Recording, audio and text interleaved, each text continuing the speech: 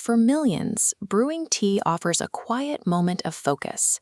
When hot water meets dried leaves, we get a beverage known for calming properties. Look at a map of the human brain while someone consumes tea, and you can see specific neural pathways respond. The drink actively reduces stress while sharpening cognitive function. But getting those therapeutic compounds into your cup requires a massive, sprawling global supply chain.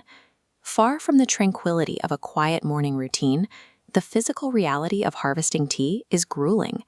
Workers navigate steep, rocky hillsides to pick the leaves by hand, carrying immense physical burdens.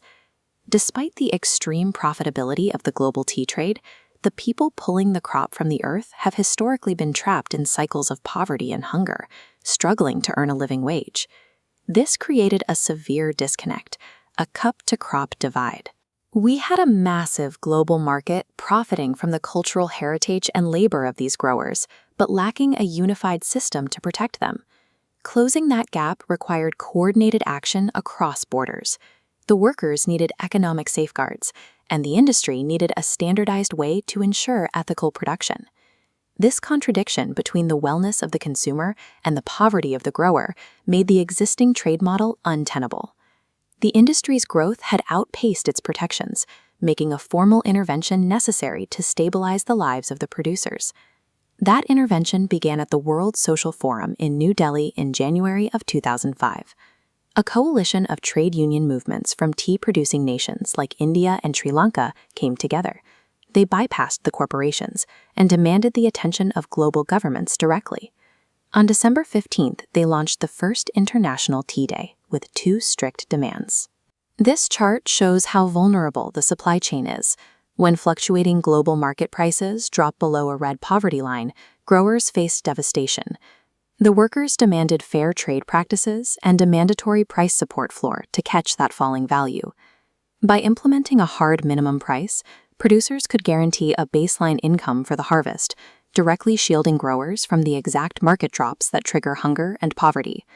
This framework quickly gained traction. Over the next few years, the December 15th observance expanded, anchoring global tea conferences and spreading to Sri Lanka in 2006 and 2008. The early iteration of International Tea Day did not focus on celebrating flavor or culture. It functioned strictly as an economic defense mechanism for workers fighting to survive. A decade later, the movement evolved from grassroots protest to international diplomacy during a 2015 meeting in Milan, Italy. The Indian government stepped forward with a strategic proposal: take this regional observance and elevate it into a fully multilateral effort. They directed this proposal at a specific vehicle, the Food and Agriculture Organization of the United Nations, and its specialized intergovernmental group on tea. The proposal successfully climbed the bureaucratic ladder, securing an official endorsement from the FAO's Committee on Commodity Problems. By December 2019, that institutional backing reached its peak when the proposal was formally adopted by the United Nations General Assembly. Passing the torch from local labor unions to the FAO elevated the struggle. A regional wage dispute was now a permanent fixture of global policy. The UN resolution moved the official observance date to May 21st, while recognizing the early promotional efforts of Chinese scholar Chen Entian.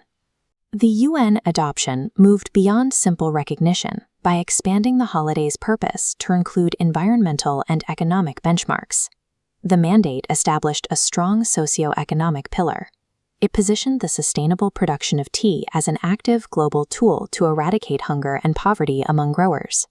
It also introduced a cultural pillar, officially raising awareness of the deep history, legacy, and traditions surrounding the beverage around the world. Today, the FAO leads these collective actions. They ensure the original demands for worker protections laid out in 2005 are integrated with modern goals for environmental sustainability. That ethical framework extends all the way down the supply chain, ensuring the leaves in your kitchen are cultivated responsibly. Consuming the drink for stress relief and cognitive function no longer has to conflict with the economic rights of the people who harvested it. By tying worker protections to global sustainability, the May 21st observance ensures that a simple act of personal wellness also protects the livelihoods of millions.